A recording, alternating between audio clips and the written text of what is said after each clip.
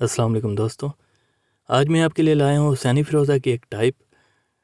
یہ حسینی فیروزہ کی ایک قسم ہے اور اس میں وائٹ اور بلیک کلر کے نشان دیکھنے کو ملتے ہیں جو کہ اس کی خاص پہچان ہوتے ہیں۔ تو ایک سٹون کی بہت سی قسمیں ہو سکتی ہیں، تو میں ساتھ ساتھ ویڈیوز میں شیئر کرتا ہوں آپ کے ساتھ۔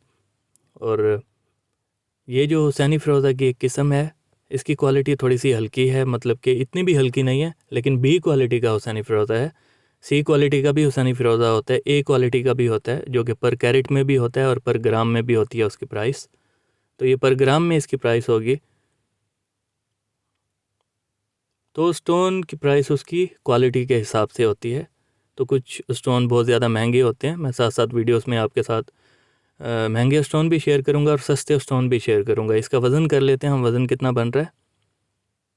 2.85 گرام اور 14.25 کیرٹ اس کا وزن بن رہا ہے۔ تو یہ 700 روپے پر گرام آپ کو لگ جائے گا، مطلب کہ 1800 روپے کا یہ سٹون آپ کو مل جائے گا۔ اگر آپ اس سٹون کو پرچیز کرنا چاہتے ہیں، دیے گئے نمبر پر رابطہ کر کے اس کو پرچیز کر سکتے ہیں۔ ملتے ہیں انشاءاللہ نیکسٹ ویڈیو میں، تب تک کے لیے اللہ حافظ۔